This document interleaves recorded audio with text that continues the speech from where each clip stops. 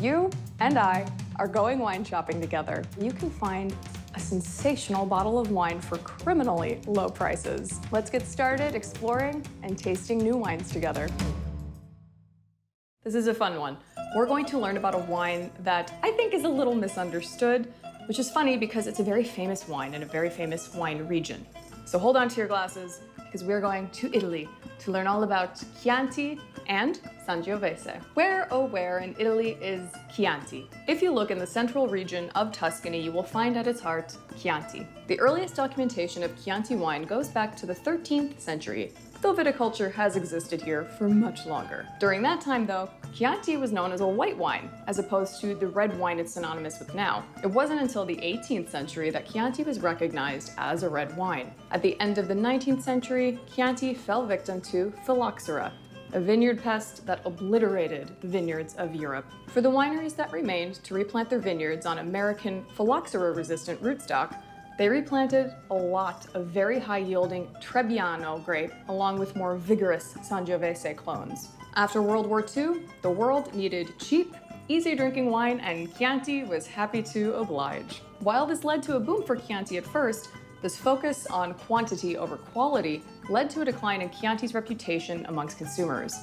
Up to 30% of most of the Chianti being produced during this time was made up of the very neutral-tasting Trebbiano grape. And this lasted well into the 20th century, with most wine drinkers equating Chianti with subpar wine served out of wine bottles that were wrapped in straw, known as fiasco. And it indeed was fiasco. Fortunately though, the wine region decided to turn things around and begin focusing on the quality of their wines again.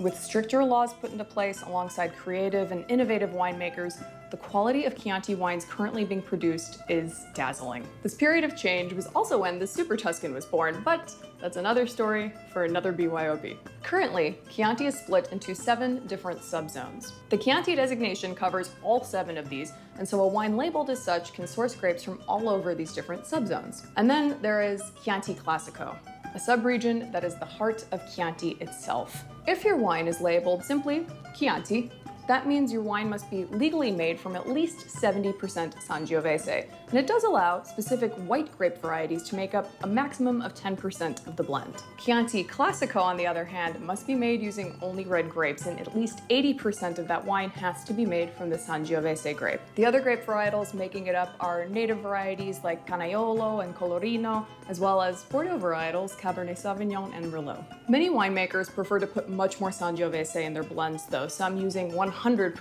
Sangiovese. And of course, there are aging laws around these as well. Chianti, which makes up the largest amount of wine produced from the region, has to be aged for at least 6 months before being released. If your bottle says superiore, that means it had to be aged for at least a year. And then if your wine label says Riserva, that means it had to be aged for at least 2 years before release. And finally, if you've grabbed a wine that says Gran Selezione on it, that means it has to be aged for at least 2.5 years before being released, and it can only come from the Chianti Classico region. These are some of the most prized wines coming out of Chianti. The Sangiovese grape can be a bit variable. Its genetics easily change based on the environment, and so there are a ton of different Sangiovese clones. That's part of what the movement and push towards higher quality wines in Chianti entailed, paring down the legal clones that could be used to create better wines.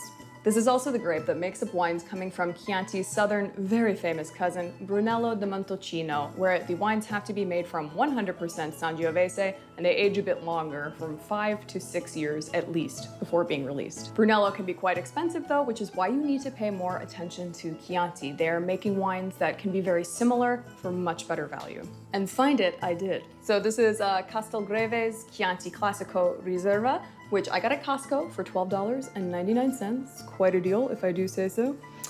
So this label's already giving us clues as to what's in this bottle. It's Chianti Classico, right? So this means we know where it's coming from. It's coming from the heart region, that central region of Chianti. That also means it has to be at least 80% Sangiovese in this blend. And because it says Riserva, we also know that it had to be aged for at least 2 years before it was released to us.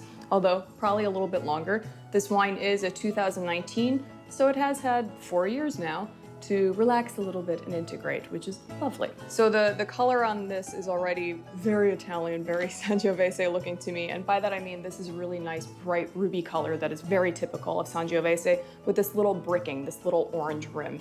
That's something else that I find is pretty typical in Italian wines. It's something else that you'll see in aged wines as well. As red wines get older, they lose pigment, they get more pale, and they turn more orange or brick around the rim. Also, because this is a little more pale, I can see through it a bit. This is telling me, I think that it's gonna be a lot of Sangiovese in this. I think it's more than 80%. And I really don't think, based off my smells and my looks, that there is any Cabernet Sauvignon or Merlot in here. I think it would be a little more deeply pigmented and lush on the nose, but I could be freaking wrong.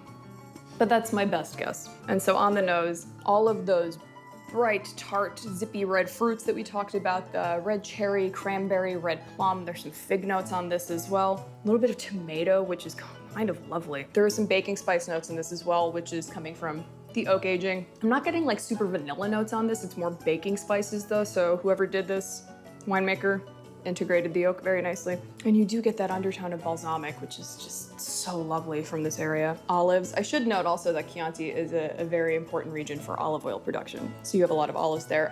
Herbaceous notes of oregano, thyme, floral notes as well. It smells like Italy. It smells very rustic and warm and sunny and welcoming. It smells, I find Italian wines just smell so much like place, like they have that sense of terroir that it transports you in the glass. I haven't been to Italy for quite a long time, so this is nice. I should drink it, you're right.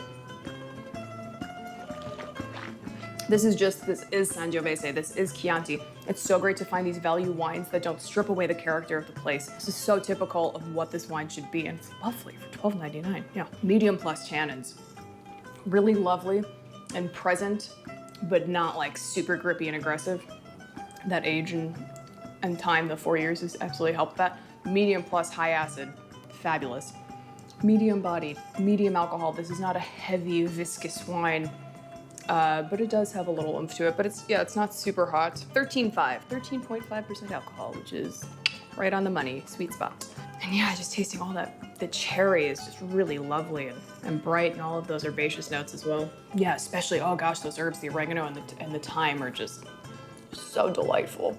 I just love this wine so much. I love Chianti. It's probably very personal for me because when I was younger, growing up, my father would give me sips of wine. He was a big Italian wine drinker. He's Italian. But he'd give me sips because it helps you appreciate the wine. It's part of the meal. It's part of that culture more. And my mother would make this killer bolognese sauce, this gorgeous red meat sauce, garlic and porcini mushrooms, and it was just so killer with these Chianti, so this does take me back. I opened it a little bit, a little while ago, so it's had some time to open up. I recommend doing that maybe a couple hours before you want to enjoy it. Sangiovese, because of these wonderful structural components, is such a wonderful food wine. So good. Because of that high acid, it can stand up to high acid foods like tomatoes. Gonna be great with tomato sauce, great with pizza. Like I mentioned, great with that bolognese sauce. So good. But this is also going to be great with steaks, richer meats, ragouts, stews. This is a great charcuterie wine too if you're hosting a party and you have a little cheese and charcuterie board together. I honestly don't drink a ton of red wine on its own. I like it with food. I drink more white wine, sparkling rosé by itself, but like this just makes me happy. Yeah, for a while now. They did a complete 180 and the quality is just off the charts.